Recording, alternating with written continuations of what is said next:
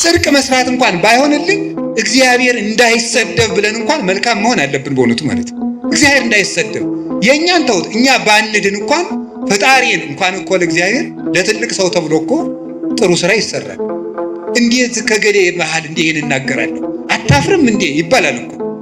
እግዚአብሔርን ፊታችን አስቀምጠን እግዚአብሔር እጅ ላይ ሆነን በእግዚአብሔር መሰረት ላይ ቁመን እግዚአብሔርን ጣራ አድርገን በእግዚአብሔር መሃል ሆነን በእግዚአብሔር ፊት ሆነን እንዲሆነን እግዚአብሔርን እናሰድባለን ብለን ከክፋት አለመመለሳችን ምን አይነት ይቅርታ ይደረግልናል?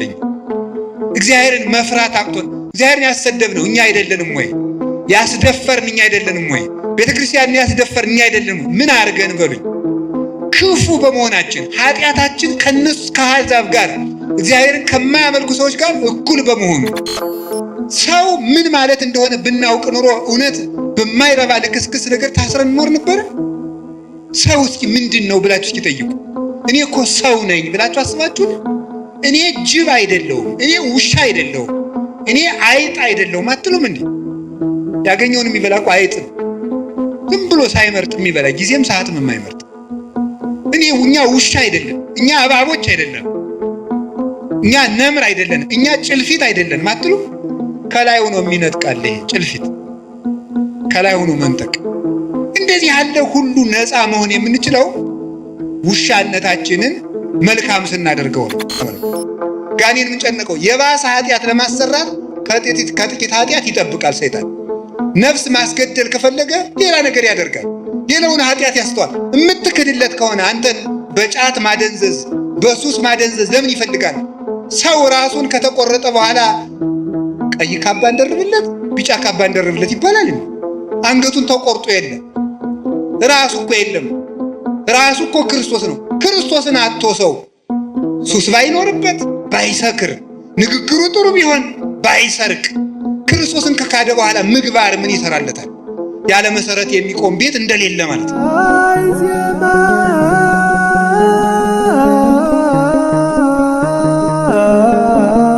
በስመ አብ ወወልድ ወመንፈስ ቅዱስ አሐዱ አምላክ።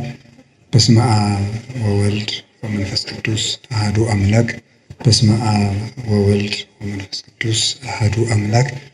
በባህሪው ሞት በመንግስቱ ሽረት የሌለበት ቅድመ ዓለም ሳይፈጠር የነበረ ዓለምን የፈጠረ ዓለምን አሳልፎ የሚኖር የአባቶቻችን አምላክ ቅዱስ እግዚአብሔር በሀብት ስቦ በረድኤት አቅርቦ በቅዱስ ቦታው ስለሰበሰበን ስሙ የተመሰገነ ይሁን። እግዚአብሔርን የወለደችልን መድኃኒታችን የተገኘባት የድኅነታችን ምስራቅ ድንግል ማርያም ወላዲተ አምላክ ቅዱስ መስቀሉ፣ ቅዱሳን መላእክት፣ ነቢያት፣ ሐዋርያት፣ ሰማዕታት፣ ደናግል፣ መነኮሳት ሁሉም ቅዱሳን እግዚአብሔር ያከበረው ስማቸው የተመሰገነ ይሁን። በረከታቸው ይደርብን። የተከበሩ አባታችን መላከ ብርሃን መምህር አእምሮ የዚህ ታላቅ ደብር አስተዳዳሪ፣ የተከበራችሁ መምህራን፣ አባቶች፣ ካህናት፣ ዲያቆናት፣ ወንድሞች፣ እግዚአብሔርን የምትወዱት ይልቁንም እግዚአብሔር የሚወዳችሁ የእግዚአብሔር ቤተሰቦች፣ ምዕመናን አንድ አምላክ በሚሆን በአብ በወልድ በመንፈስ ቅዱስ ስም እንደምን ዋላችሁ? እንደምን ሰነበታችሁ? እንደምን አመሻችሁ? ኃጢአታችን ይቅር ብሎ እስከዚህ ሰዓት ያደረሰን አምላክ ስሙ የተመሰገነ ይሁን። በልቡናችን መልካም ቃል እንዲጻፍበት የቃሉን ደጅ ከፍቶ እንዲያስተምረን ቅዱስ ፈቃዱ ይሁንልን። እግዚአብሔር እንደወደደ የፈቀደውን ያህል ጊዜ እንማማራለን። የምንማማርበት ርዕስ ስለ እብድ ውሻ ነው የምንማማረው። እብድ ውሻ በሉ እስኪ እንደገና በሉ ስለ እብድ ውሻ እንማማራለን። መጽሐፍ ቅዱስ ላይ የተጻፈ ቃል ስለሆነ አሁን አንድ ሰው እኛ ነፍሳችን ልናድን ነው የመጣ ነው፣ ስለ እብድ ውሻ ልንሰማ አንችልም የሚል ጥያቄ እንደሚነሳባችሁ እኔም ይሄ አይዘነጋኝም። ግን ትርፍ የሌለው ቃል በመጽሐፍ ቅዱስ አልተጻፈም፣ መምህርም ትርፍ የሌለው ቃል አይናገርም እና እግዚአብሔር በዚህም ቃል እንድንማር ቅዱስ ፈቃዱ ይሁንልን። ሐሳቡን እብድ ውሻ ብሎ አታገኙትም። ሐሳቡን ግን የምታገኙት ትንቢተ ኢሳይያስ ምዕራፍ 56 ቁጥር 11 ላይ ታገኙታላችሁ። እሙንቱ ከመ አክልብት እለ ኢይጸግቡ፣ እነሱ እንደማይጠግብ ውሻ ናቸው።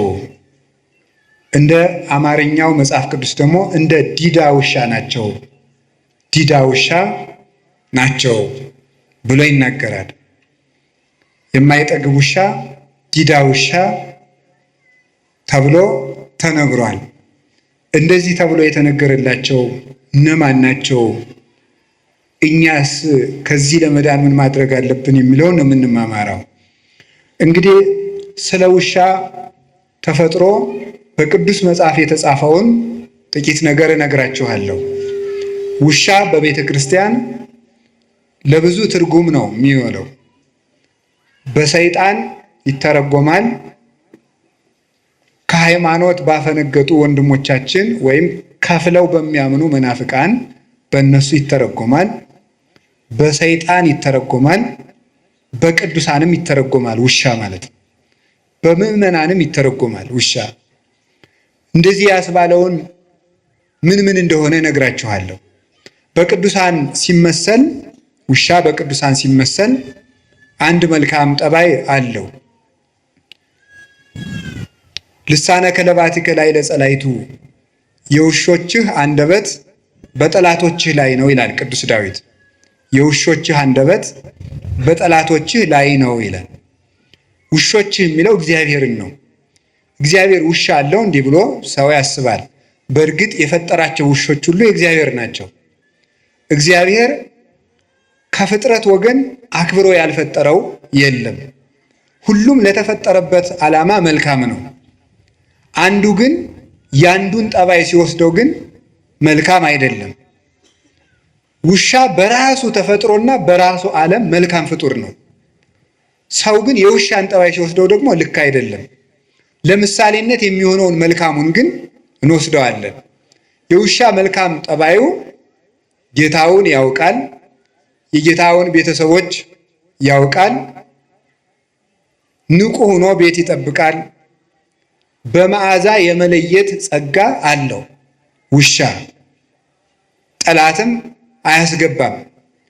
አዲስ አበባ ያሉት ውሾች ግን ለዚህ ምሳሌ አይመቹ፣ ጅላጅል ናቸው። ምንም ወዳጅም ጠላትም አይለዩም። የአዲስ አበባ ውሻ ዝም ብሎ ለጅልነት የተሰበሰበ ነው።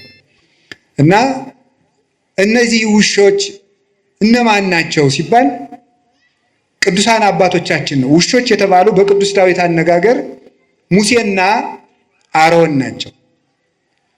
ውሻ የጌታውን ቤት ታምኖ እንደሚጠብቅ እነሱም የጌታቸው የእግዚአብሔርን ቤት ሳይመቻቸው የጠበቁ ናቸው። ውሻ ሰው ባረፈበት ሰዓት፣ በማይመች ሰዓት በሌሊት ጦር ይወረወርበታል፣ ድንጋይ ይወረወርበታል፣ ሌላም ነገር ይደረግበታል። በዚያ ሰዓት ግን ለሰዎች ቤዛ ሆኖ መከራ እየተቀበለ ሲጮህ ቤት ሲጠብቅ ለሰዎች እረፍት ሰጥቶ ያድራል። ልክ እንደዚህ ሙሴ አሮን በማይመች አገር፣ በማይመች ቦታ፣ በማይመች ንጉሥ መሃል የማያምን ንጉሥ ብቻ አይደለም፣ የሚያምኑት ሲወለዱ ወንዝ የሚወረውር ጨካኝ ንጉሥ ባለበት ጊዜ የእግዚአብሔርን ብርሃን በስጋቸውም በነፍሳቸውም ይዘው ለጨለመበት ሕዝብ ያበሩ የነበሩ ለጌታቸው የታመኑ ናቸው። በማያምንና የንጉሥ ከባድነቱ አለማመኑ ብቻ አይደለም፣ እንዳያምኑ እንቅፋት ሲሆን ደግሞ ሌላ ችግር ነው።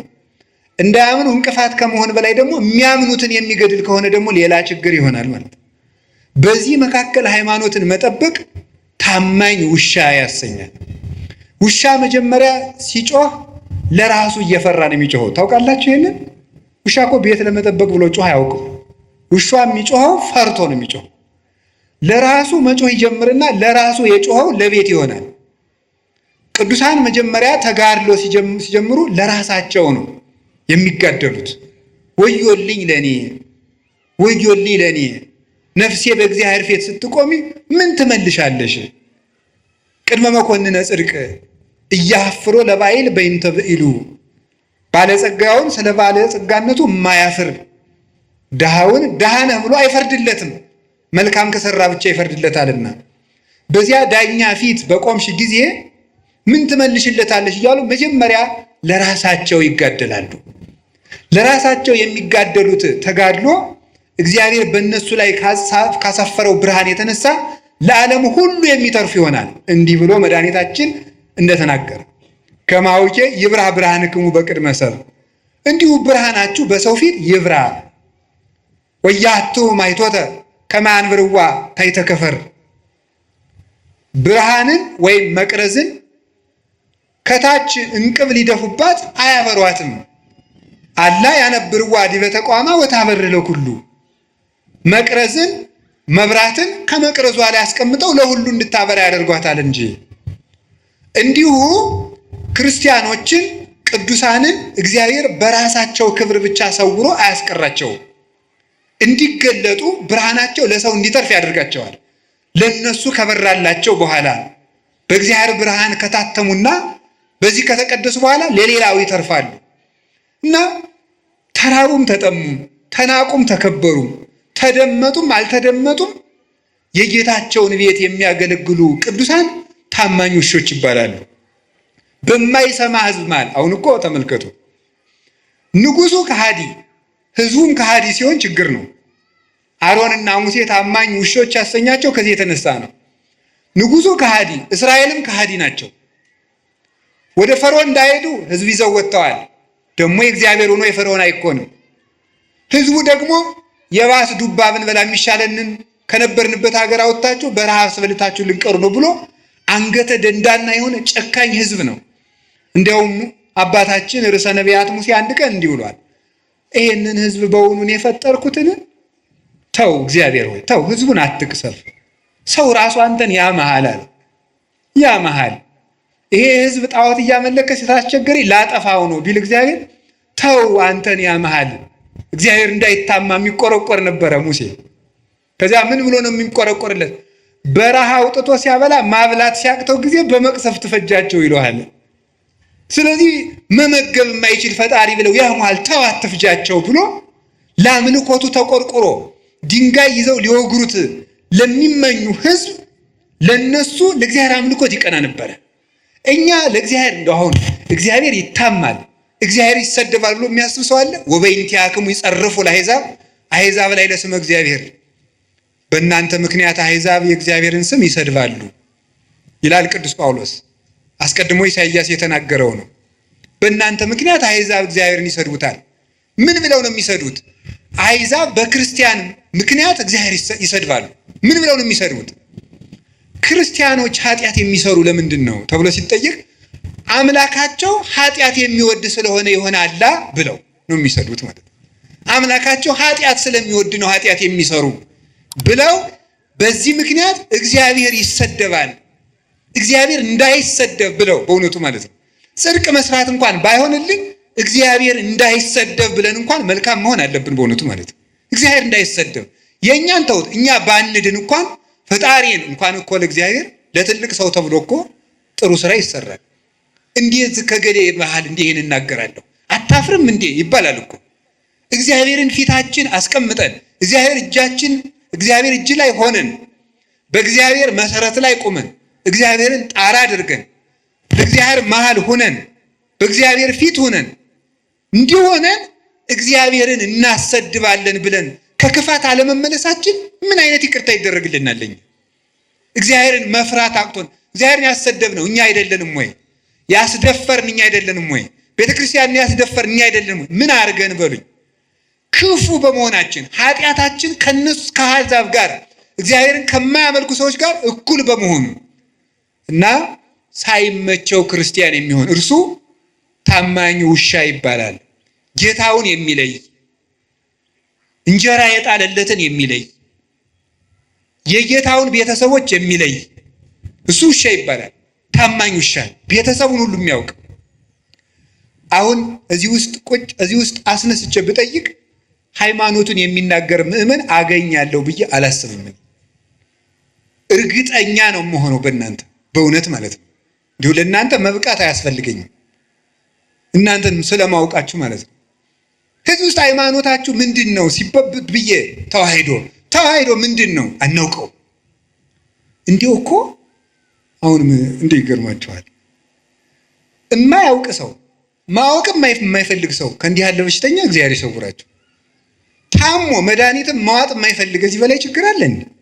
እማናውቅ ለማወቅም ፈቃደኞች ያይደለን ደግሞ ድንቁርናችን ይዘን የምንመጻደቅ ተመጻዳቂዎች ለሁሉም ነገር።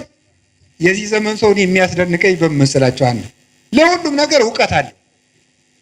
ምን ማለት ነው? ለሁሉም ሰው ፖለቲካም ይናገራል፣ ሊቅ ነው። በዚያም ቤተክርስቲያን ላይ ይናገራል፣ በዚያም ሊቅ ነው። የማያውቀው እውቀት የለውም። ስለዚህ ሁሉንም አያውቅም ማለት ነው።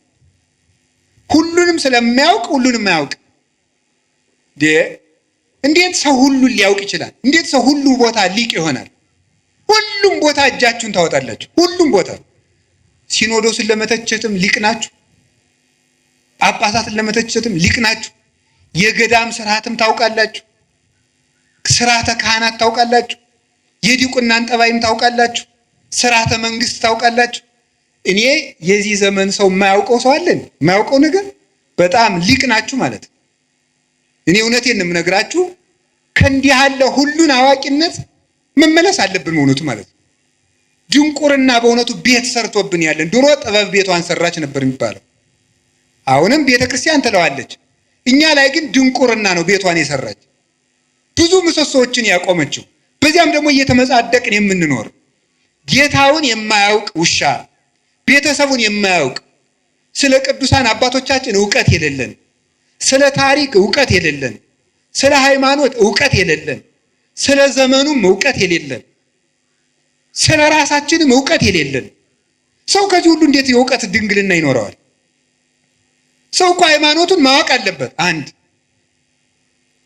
ቤተ ክርስቲያኑን ማወቅ አለበት። ሁለት ታሪኩን ማወቅ አለበት። ዘመኑን ማወቅ አለበት። ራሱን ማወቅ አለበት። ሰው ምን ማለት እንደሆነ ብናውቅ ኑሮ እውነት በማይረባ ልክስክስ ነገር ታስረን እንኖር ነበረ? ሰው እስኪ ምንድን ነው ብላችሁ እስኪ ጠይቁ። እኔ እኮ ሰው ነኝ ብላችሁ አስባችሁን? እኔ ጅብ አይደለሁም፣ እኔ ውሻ አይደለሁም፣ እኔ አይጥ አይደለሁም አትሉም እንዴ? ያገኘውን የሚበላ እኮ አይጥ ነው። ዝም ብሎ ሳይመርጥ የሚበላ ጊዜም ሰዓትም የማይመርጥ። እኛ ውሻ አይደለም፣ እኛ እባቦች አይደለንም፣ እኛ ነምር አይደለንም፣ እኛ ጭልፊት አይደለንም አትሉም? ከላይ ሆኖ የሚነጥቃል ይሄ ጭልፊት፣ ከላይ ሆኖ መንጠቅ። እንደዚህ ያለ ሁሉ ነፃ መሆን የምንችለው ውሻነታችንን መልካም ስናደርገው ነው። ታማኝ ውሻ እንድንሆን አምላከ ቅዱሳን ይርዳን። ውሻ ቤተሰቡን የሚያውቀው በመዓዛው ነው። ጌታ በቅዱስ ጳውሎስ አድሮ እንደተናገረ እንዲህ ይላል፣ ንሕነሰ መዓዛሁ ለክርስቶስ ንሕነ አለ ቅዱስ ጳውሎስ።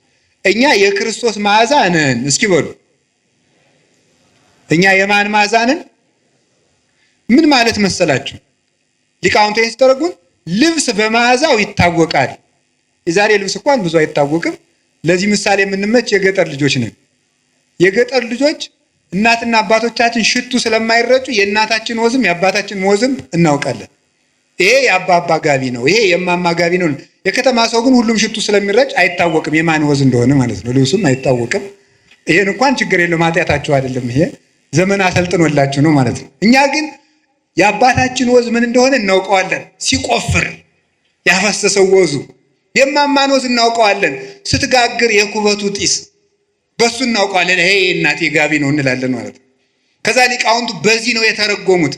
ይሄ ይትባህል ካልገባን መጽሐፉም አይገባም። ምንድነው መዓዛ? የክርስቶስ መዓዛ ነን። ልብስ በመዓዛው እንዲታወቅ እኛም የክርስቶስ መታወቂያ ነን ማለት ነው ይላሉ። እኛ የክርስቶስ መታወቂያ ነን። ሰዎች ክርስቶስን የሚያውቁት እኛን አይተው ነው ማለት ነው።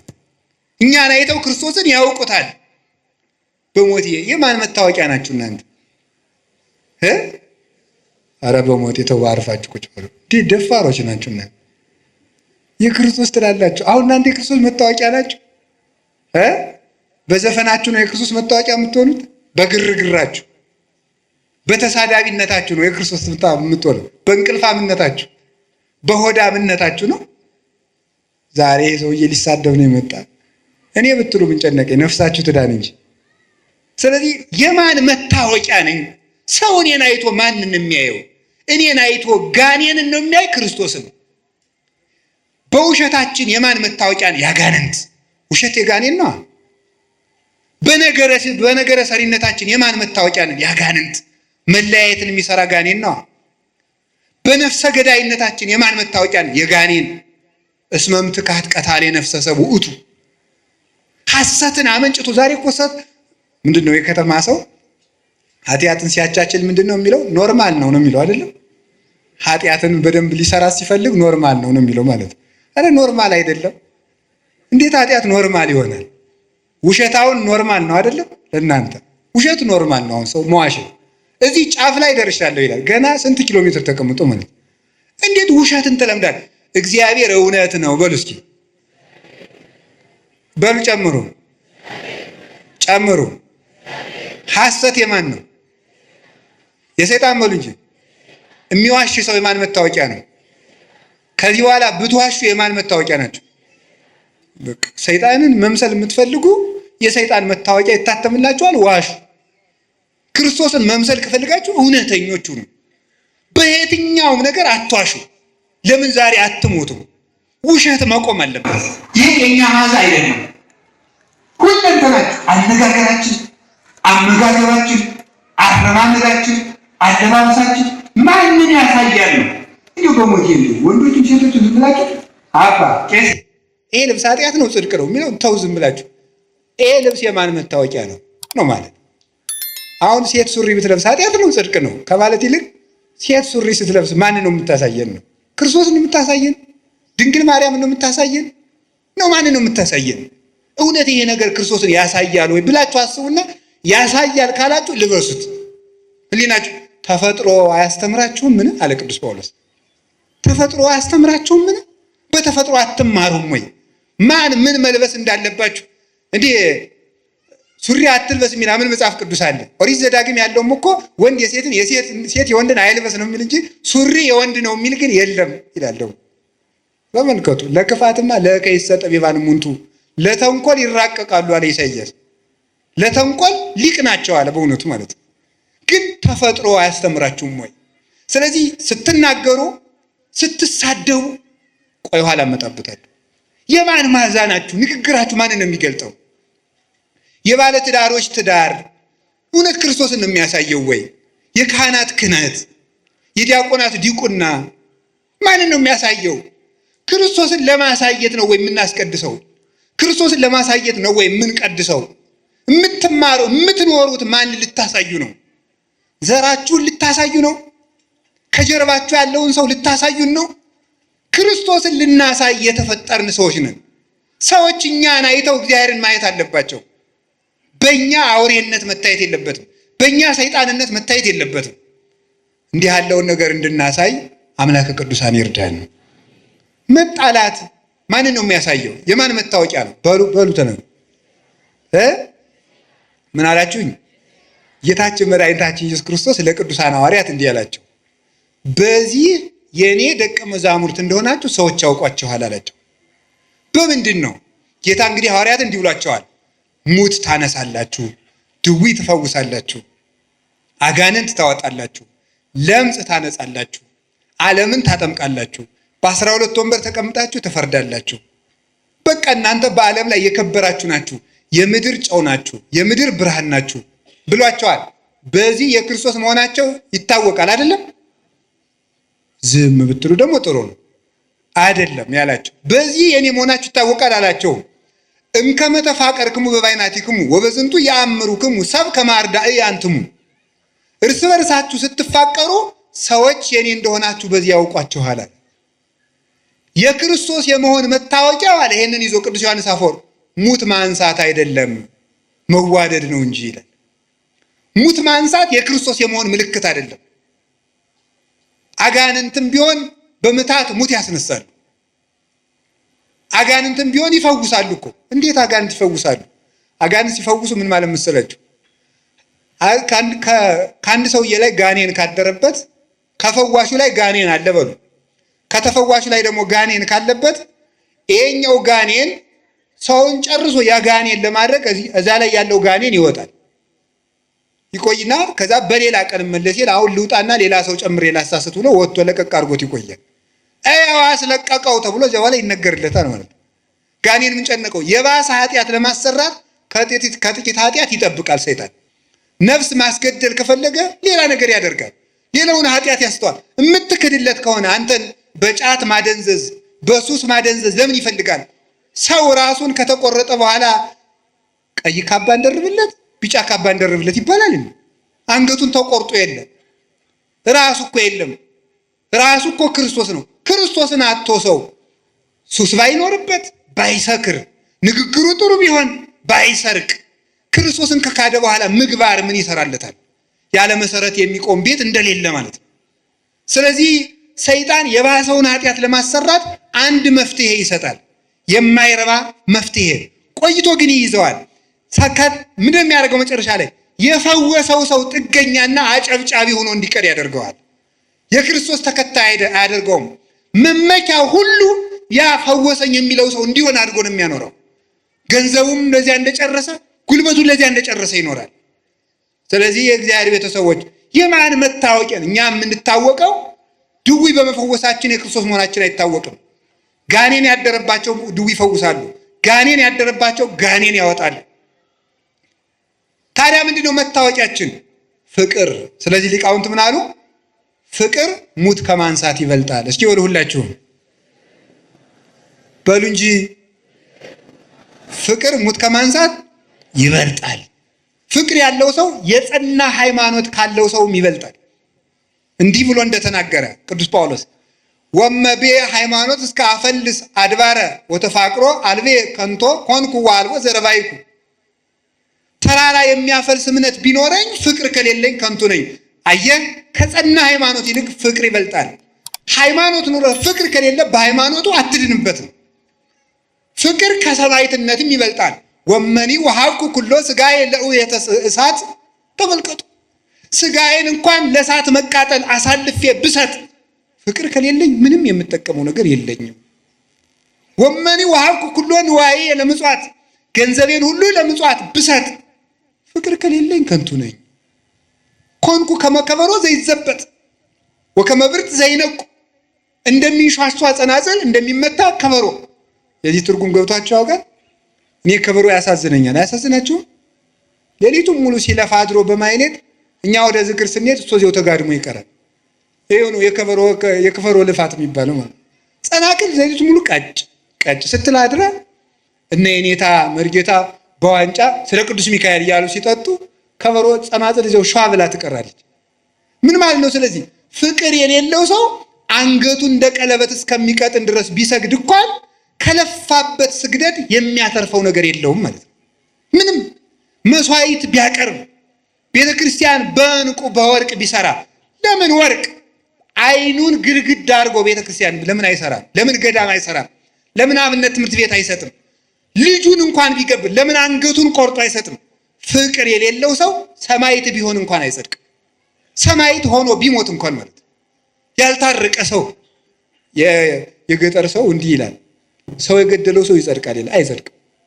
ሰው የገደለው ሰው ይጸድቃል። ሰው ስለገደለ የምትጸድቅ እንዳይመስል። ሰው የገደለው ሰው እንደሚጸድቅ ሰውየው አንተን ስለገደለ ይኮነናል እንጂ ሰውየው አንተን ስለገደለ አንተ አትጸድቅም። ሁሉም ስራውን ተሸክሞ ይቆማል። ሁሉ ጾሮ ይጸውር። ስለዚህ እኛ የክርስቶስ መዓዛ ነን። ውሻ የጌታውንና የቤተሰቡን መዓዛ ለይቶ ያውቃል። እኛም ትክክለኛ የእግዚአብሔር አገልጋዮች የቤቱ ጠባቆች ከሆን መጀመሪያ መዓዛችን እንለይ። ኦርቶዶክሳዊ መዓዛ ይኑረን። ከደመቀበት የምንዘፍን መሆን የለብንም። እንደ ጎርፍ የምንነዳ መሆን የለብንም።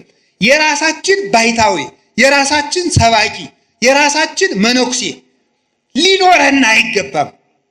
የቤተ ክርስቲያን ሰባኪ፣ የቤተ ክርስቲያን ባይታዊ፣ የቤተ ክርስቲያን መነኩሴ፣ የቤተ ክርስቲያን እረኛ ነው እንጂ የግል ደጋፊ የምንሆነው ሰው ሊኖረን አይገባም። ግለሰብ የምንከተል መሆን የለብንም። መዓዛችሁን ለዩ። እውነቴን እኮ ነው። እኔ አሁን አላችሁ የላችሁ? አሁን እኔ በጣም በጣም በጣም በጣም አዝናለሁ። እንግዲህ የሚከፋችሁ ሰዎች ስለመኖራችሁ ማዝናለሁ። ለምሳሌ እንዲህ ይባላል፣ መምህራችን ባይታዊ ገሌ በዚህ ቀን እዚህ ቤተክርስቲያን ፈውስ ይሰጣሉ ይባላል። ይሄ የማን መዓዛ ነው? ይሄ ክርስቶስ ነው? ይሄ ተክለ ሃይማኖት ነው? ይሄ አቡነ ገብረ መንፈስ ቅዱስ ነው? አይደለም። የአጋንንት መዓዛ ነው ይሄ። ማንኛው ጻድቅ ነው እንደዚህ ያደረገ? የበረሃው ኮከብ አባታችን ቡሩክ ገብረ መንፈስ ቅዱስ ድውይ ሲፈውሱ ቆይተው ሰው ሲያውቅባቸው ወጥተው ወደ ሌላኛው ጫካ ነው የሄዱት። አንድ ሰውዬ ገብረ መንፈስ ቅዱስ እዚህ ያሉ ሲባል ሰምቶ መጣ። የታመመ ሰው ይዞ መጣ። ለጥቂት አሁን ይሄዱ አሉት አለው። ከዚህ በኋላ እኔ ምን ላድርግ እሳቸው ያድኑኛል ብዬ ነው የመጣለው። ምን አደርጋለሁ ሂደዋልና ትዝ ሲለው ትዝ አለኝ እዚህ አካባቢ እሳቸው ተቀምጦ ነበር፣ እዚህ ላይ አስተኛው ይድንልሃል። ሲያስተኛው ዳነለት ማለት። አባታችን አቡነ ተክለ ሃይማኖት ከነ አባ በጸሎተ ሚካኤል ጋር ሳሉ ድውይ እሳት የፈጀው ሰው አረጀን እሳት በላይ ሲል ለተክለ ሃይማኖት አሳየው ሲሉት ይድናል። ዝም ብሎ ወጥ ሲቆሰቁስ ይበላው ሁሉ ሚያም እንዲህ አለ። ኧረ ሾህ ጋብ አይኔ ፍንጥር እንጨት ገባ ለተክለ ሃይማኖት አሳየው እረዱ ነው ሲሉት ይድናል። ኋላ መጨረሻ ላይ ሰው መልአክ ነው ወይስ ምንድነው?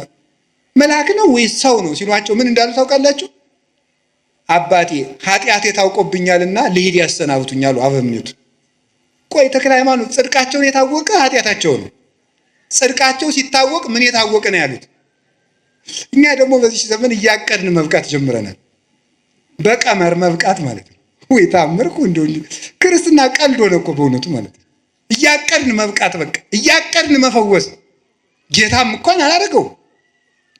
ኋላ ብለንስ ደግሞ ኧረ ተው እንዲህ አታድርጉ ተው ሲባል ደግሞ ሰሞኑን አንድ ባይታው እየተናገሩትን ልንገራቸው። መቼስ እንግዲህ ደግሞ እናንተ የምትሉትን ማውቀዋለሁ በሉኝ። ቀንተህ በሉ ችግር የለም በሉ መቀበል። ከዚያ ምን አሉ? ምንድን ነው መስል እንዲህ ተሳስተዋል እርስዎ እሳቸው አጋንንትን በአጋንንትን የሚያወጡ ሐሰተኛ ባይታዊ ናቸው ካሏችሁ አሉ። እሺ በስራዬ መኑ በሏቸዋል። በማን መኑ? ወይ መድኃኒዓለም በስራዬ መኑ ማለት የሚችል እኮ እግዚአብሔር ብቻ ነው። ክርስቶስ ብቻ እኮ ነው። ፍጡር እኮ ስራ አለኝ አይልም። እኔ ለተክለ ሃይማኖት በላይ አብነት የለኝም። እሳቸው ምን እንዳሉ እንገራቸው። 99 ዓመት መከራቸውን አይተው ከመላእክት ጋር አጥነው መጥተው ምን እንዳሉ እንገራቸው። እኔ ዓለሙን አብርቼ ለራሴ ጨልሜ የቀረው ዓለምን አጣፍቼ ለራሴ አልጫወንኩ ስራ የሌለኝ ጎደሎ ነኝ። በፈጣሪ ፊት በቆምኩ ጊዜ ምን እመልስለታለሁ ነበር ያሉ። የዛሬዎቹ ደግሞ ስራዬን እመኑልኝ ይሉናል። እነዚህ ታናናሽ ክርስቶሶች ናቸው። የሐሰተኛ መሲህ መንገድ ጠራጊዎች አይደሉም። የማን መዓዛ ነው የሚሉንም ማጨብጨብ እልል ማለት። እኔ በመምህር አምላክ ይዣቸዋለሁ። ከዚህ ጉባኤ መጨረሻ ላይ እንዳታጨበጭቡ ጉባኤው እስከሚያበቃ ድረስ ማለት ነው። ማጨብጨብ መደለቅ፣ ሲመርቋችሁ ማጨብጨብ፣ ሲረግሟችሁ ማጨብጨብ። እንዲሁ ችግር እኮ ናችሁ እናንተ እኮ መምለክ እንጂ ማስተዋል አለብን። ከውሻ ማነስ አለበት ሰው እንዴ? ውሻ የጌታውን መዓዛ ያይ ይሄ የማን መዓዛ ነው አትሉ? እስቲ በሞቼ ይሄ የማን መዓዛ ነው በሉ እንጂ። አዎ የማን መዓዛ ነው? የተክለ ሃይማኖት ነው? የእንጦንስ ነው? የመቃርስ ነው? የዮሐንስ አፈወርቅ ነው? የቄርሎስ ነው? በሉ እስኪ ይኸው ቀንታችሁ። ይህ ቅናት ብቀና እንደው በቅዱስ ቄርሎስ አልቀናም እንዴ? ሞኝ ስንት የሚያስቀና ነገር ሞልቶ ጋር የነዚህ በወደል መቁጠሪያ በጨፈጨፈ ቀናለሁ እንዴ? እኔ የምቀናው በቅዱስ አትናቴዎስ ነው።